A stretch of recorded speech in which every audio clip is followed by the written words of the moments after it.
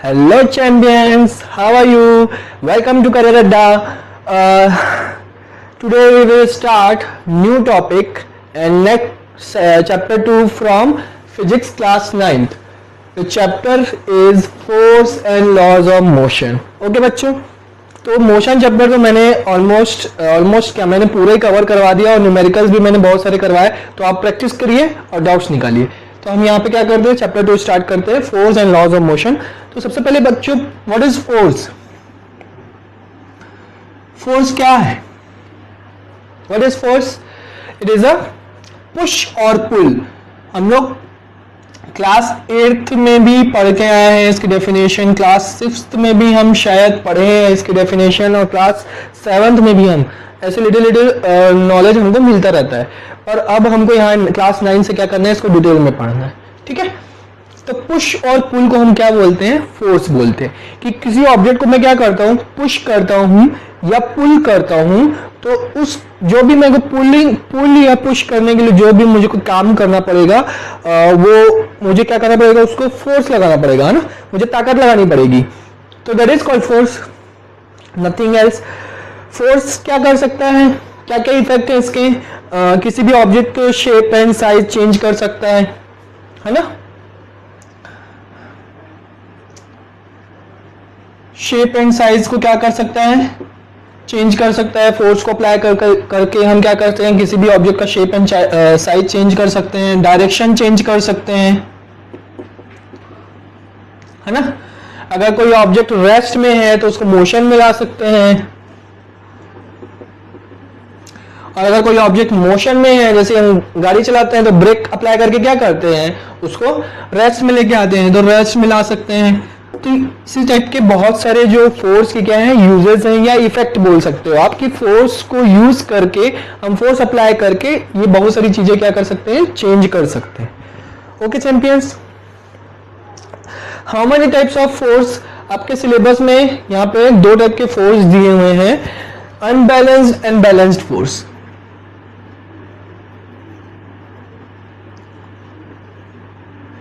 मैं bookish language में थोड़ा नहीं समझाऊंगा, आपको बेसिक लैंग्वेज में समझाऊंगा, ताकि आपको याद रहे हमेशा कि अनबैलेंस्ड फोर्स क्या है। डेफिनेशन तो आप बुक से भी देख के रट सकते हैं, तो मैं रटवाऊंगा नहीं आपको। ओके चैंपियंस, तो balanced, unbalanced force and balanced force.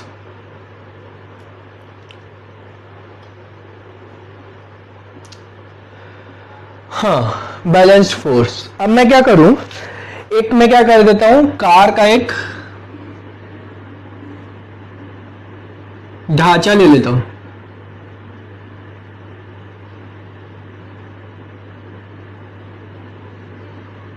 ठीक है, कार का एक ढांचा ले लिया, इसमें बहुत हैवी है ये कार का जो बॉडी बोल सकते हैं हम उसको, है ना। कार की मैंने बॉडी ले ली, उसमें व्हील्स नहीं लगाया, मैंने व्हील्स नहीं लगाया। ठीक है, तो व्हील्स नहीं लगाए हैं, तब वो क्या होगा, बहुत हैवी होगा। और अगर मैं इसको क्या करता हूं, पुश करता हूं, पुशिंग फोर्स अप्लाई करता हूं अगर मैं, ठीक है, तो पुशिंग फोर्स अप्लाई करता हूं, तो यहां पे क्या होगा, जर्क होगा। यहां पे जो सरफेस होगा उसको क्या करेगा, जर्क अप्लाई करेगा, जिसको हम क्या बोलते हैं, फ्रिक्शन फोर्स बोलते हैं। क्या अप्लाई करेगा, फ्रिक्शन फोर्स अप्लाई करेगा। तो जितना यहाँ पे मैं पुश लगाऊंगा, यहाँ पे पुश करूंगा, जितने फोर्स से मैं यहाँ पे पुश करूंगा, उतना ही इक्वल एंड अपोजिट क्या करेगा, फ्रिक्शन फोर्स अप्लाई करेगा, जिससे ये आगे नहीं बढ़ पाएगा। समझ में आया? और डाउनवर्ड डायरेक्शन में क्या होगा, डाउनवर्ड डायरेक्शन में इसका वेट लगेगा, और सरफेस से उसको क्या करेगा, रिएक्टेंट फोर्स लगेगा ऊपर की तरफ, है ना। तो जितना ही उसका वेट होता है किसी भी ऑब्जेक्ट का, जैसे कि इस कार की बॉडी का जितना वेट होगा, उतना ही रिएक्टेंट फोर्स ऊपर की तरफ लगेगा। तो ये दोनों फोर्स भी क्या हो जाएंगे, इक्वल एंड अपोजिट के कारण कैंसल आउट हो जाएंगे। और ये पुश और फ्रिक्शन फोर्स दोनों ये भी क्या कर रहे हैं, इक्वल एंड अपोजिट के कारण कैंसल आउट हो जा रहे हैं, है ना। तो जब चारों फोर्स कैंसल आउट हो जाए, तो उस फोर्स को हम क्या बोलते हैं,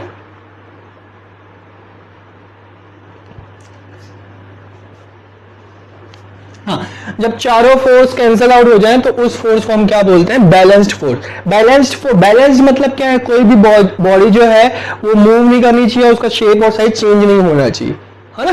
तो शेप और साइज अगर चेंज हो रहा है या मूव कर रहा है तो वो बैलेंस नहीं हुआ, फिर वो अनबैलेंस हो गया। तो बैलेंस फोर्स मतलब शेप एंड साइज मूवमेंट में नहीं होना चाहिए कोई भी ऑब्जेक्ट, तो उस केस में क्या होगा, बैलेंस फोर्स। तो चारों फोर्स जब क्या हो जाए, इक्वल एंड अपोजिट के कारण जीरो हो जाए, तब उस फोर्स को हम क्या बोलेंगे, बैलेंस फोर्स बोलेंगे। समझ में आया कॉन्सेप्ट बच्चों? आप डेफिनेशन बुक से देख सकते हैं। यहां पे अब मैं क्या करता हूं, उसी कार की बॉडी में व्हील फिट कर देता हूं, ठीक है। अब उसी कार की, सेम कार की बॉडी में मैंने क्या कर दिया, व्हील फिट कर दिया। अब अगर मैं यहाँ पे पुश अप्लाई करता हूं तो यहाँ पे जो व्हील है, व्हील के व्हील में जो टायर्स लगे हुए हैं उनकी मटेरियल के कारण, उनकी मटेरियल की क्वालिटी के कारण उसका फ्रिक्शन फोर्स जो होगा वो क्या हो जाएगा, कम हो जाएगा, लेस फ्रिक्शन फोर्स। मतलब जितना यहाँ पे पुशिंग फोर्स लगेगा उससे थोड़ा सा कम फ्रिक्शन फोर्स लगेगा, है ना। और ये तो सेम है, जितना वेट है इसका उतना ही इक्वल एंड अपोजिट क्या लगेगा, रिएक्टेंट फोर्स। ये सेम रहता है, ये दोनों सेम रहता है, जितना वेट होगा उतना रिएक्टेंट फोर्स होगा, ये दोनों ही कंडीशन में सेम होता है। पर यहाँ पे देखो पुश और फ्रिक्शन फोर्स जो होगा वो क्या होगा, ये भी ऑपोजिट डायरेक्शन में लगेगा पर थोड़ा सा कम लगेगा, क्योंकि यहाँ पे मैंने क्या कर दिया, व्हील लगा दिया, टायर लगा दिया उसमें, तो उसका क्या हो जाएगा, फ्रिक्शन थोड़ा सा कम हो जाएगा। तब ये मूव करने लगेगा, इस डायरेक्शन में मूव करने लगेगा। तब यहाँ पे जीरो हुआ क्या, ऊपर और नीचे वाले फोर्स तो जीरो हो गए इक्वल एंड अपोजिट कारण, पर लेफ्ट एंड राइट साइड वाले जीरो हुए क्या, नहीं हुए। जब मैं इनका नेट फोर्स निकालूंगा तो कुछ ना कुछ नेट फोर्स मिलेगा, तब ये जीरो नहीं हुआ, तब इस केस में क्या होगा, ये अनबैलेंस फोर्स हो जाएगा, क्योंकि इसमें क्या हो जाएगा, मूवमेंट आ जाएगा, ये कार क्या होने लगेगी, मूव होने लगेगी। ओके चैंपियंस, क्लियर है। Next, Newton's laws of motion, है ना। अब मैंने क्या कर दिया, फोर्स बता दिया, फोर्स के टाइप्स बता दिए, तो यहां तक क्लियर है। अब मैं लॉज ऑफ मोशन बता देता हूं। Laws of motion, laws of motion जैसे कि बच्चों से पूछा जाता है कि फर्स्ट लॉ ऑफ मोशन बताओ बच्चों, तो तुरंत बता देते हैं u is equal to V plus A T, sorry v is equal to U plus A T, ये बता देते हैं। सेकंड लॉ ऑफ मोशन बताओ बच्चों, तो s is equal to U D plus half A T square बता देते हैं, जो कि रॉन्ग है, ये लॉ नहीं है, ये इक्वेशन है ना। न्यूटन्स इक्वेशन ऑफ मोशन है ये। तो न्यूटन्स इक्वेशन ऑफ मोशन जब भी आपसे पूछा जाएगा तब आप ये बताएंगे, और लॉज ऑफ मोशन बताएंगे तब वो अलग है। तो फर्स्ट लॉ क्या होता है, फर्स्ट लॉ क्या बोलता है कि कोई भी बॉडी अगर रेस्ट में है तो उसमें हम क्या करते हैं, फोर्स अप्लाई करके उसको मोशन में ला सकते हैं। अगर कोई बॉडी मोशन में है तो उसको हम फोर्स अप्लाई करके क्या कर सकते हैं, रेस्ट में ला सकते हैं। तो that is called first law. First law में कुछ नहीं है, बस इतना ही है कि फर्स्ट लॉ जो है, फर्स्ट लॉ क्या बोलता है, न्यूटन के फर्स्ट लॉ में क्या बोला गया है कि कोई भी बॉडी अगर रेस्ट में है तो हम उसमें क्या कर सकते हैं, फोर्स अप्लाई करके उसको मोशन में ला सकते हैं, और मोशन में है तो फोर्स अप्लाई करके क्या कर सकते हैं, रेस्ट में ला सकते हैं। ठीक है। Next, second law.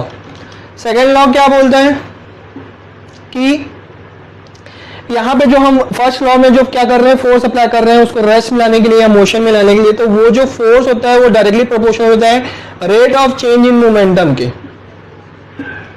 किसके डायरेक्टली प्रोपोर्शनल होता है, rate of change in momentum. अब ये मोमेंटम क्या होता है नेक्स्ट लेक्चर में बताऊंगा मैं आपको। Third law and last law, तीन ही लॉ है, लॉज ऑफ मोशन ज्यादा नहीं है।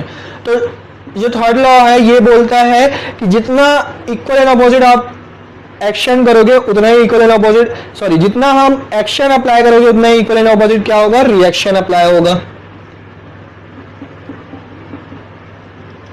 Every action has equal and opposite reaction, है ना।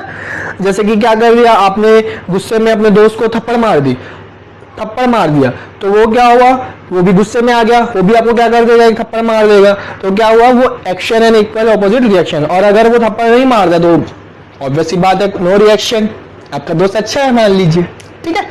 तो फर्स्ट लॉ क्या बोलता है कि अगर हम क्या कर रहे हैं, कोई बॉडी अगर रेस्ट में है तो उसको मोशन में ला सकते हैं फोर्स अप्लाई करके, और मोशन में है तो रेस्ट में ला सकते हैं फोर्स अप्लाई करके। तो जो फोर्स हम यहाँ पे फर्स्ट लॉ में अप्लाई कर रहे हैं वही फोर्स सेकंड लॉ में क्या बोलता है, सेम फोर्स जो है वो क्या होता है, rate of change in momentum के डायरेक्टली प्रोपोर्शनल होता है। ये था सेकंड लॉ का डेरिवेशन भी है, वो आपको मैं आगे करवाऊंगा। थर्ड लॉ में क्या बोलता है कि every action has equal and opposite reaction. तो आपको ये तीनों लॉ याद रखने हैं। Newton's equation of motion and Newton's laws of motion both are different things. तो आप दोनों को मिक्स मत कीजिए, अलग अलग रखिए। ओके चैंपियंस, प्रैक्टिस करते रहिए और थ्योरी पढ़ते रहिए। अगर कोई डाउट होता है तो हमको बताइए। Okay champions, bye bye, take care, see you in the next lecture.